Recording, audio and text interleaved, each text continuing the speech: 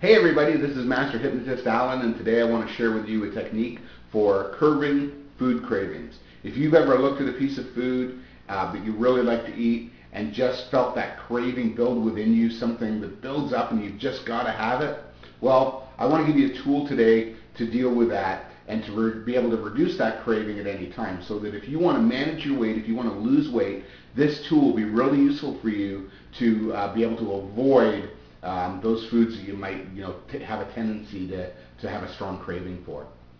So the first thing I want to do is tell you that when you look at a piece of food that you really crave, there is a process that you may or may not be aware of that you go through in your mind in order to create the desire to actually eat the food.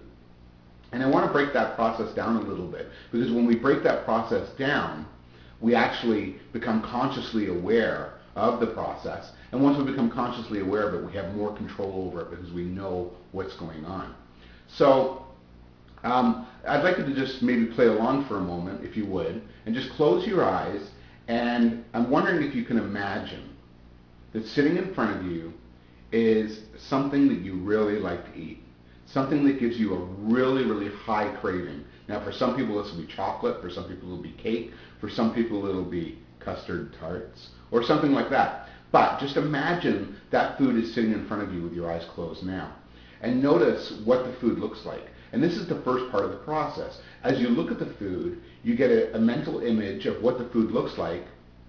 And the next thing is you probably say something to yourself like, "Oh, that looks good," or "Oh my God, that would be really nice to eat," or "I gotta have that." Some people say, "I gotta have it."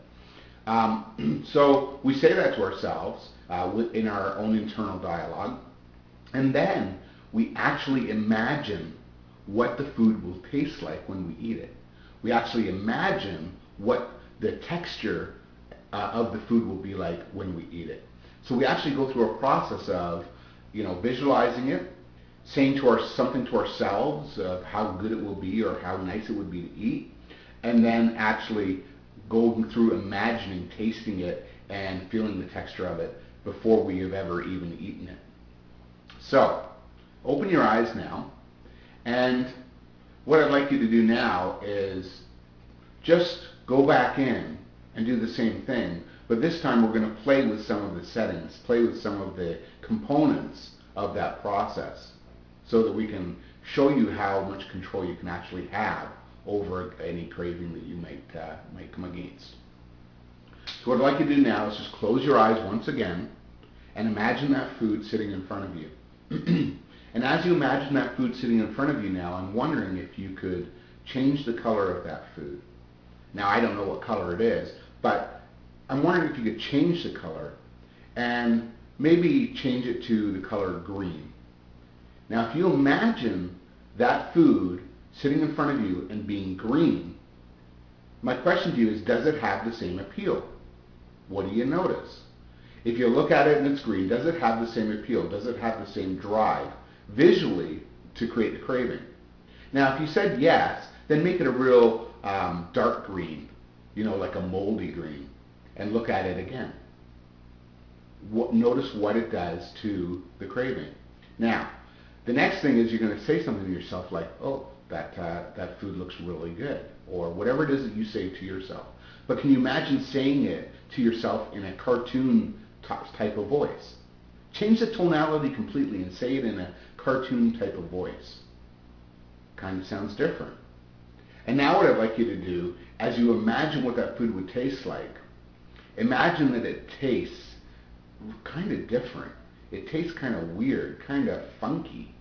And imagine that the texture of it, if it was smooth, maybe has little grits of sand in it. It tastes like it, feels like it has little grits of sand. Or if it's crunchy, make it soggy and wet. Oh, doesn't really have the same appeal at all, does it?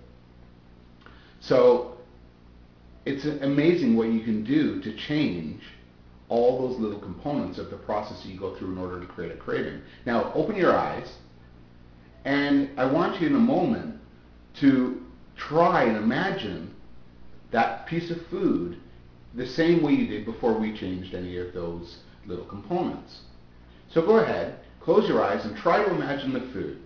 That's right. Imagine it not being green. Imagine it not being gritty. Imagine yourself saying, not saying to yourself whatever it is you say in a cartoon voice. Now, as you open your eyes, it's not that easy to go back and look at it the same way. But you have the power at any time that you see a food that you know is a high craving food for you to change any of those components, and it will immediately change the desire that you have to eat that particular food.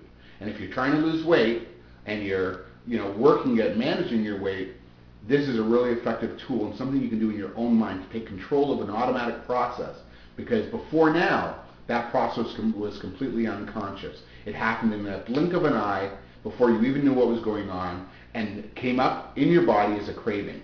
Now you know what's involved in the actual process, and you can play with that process in any way that works for you to empower you not to eat whatever it is that you don't want to eat.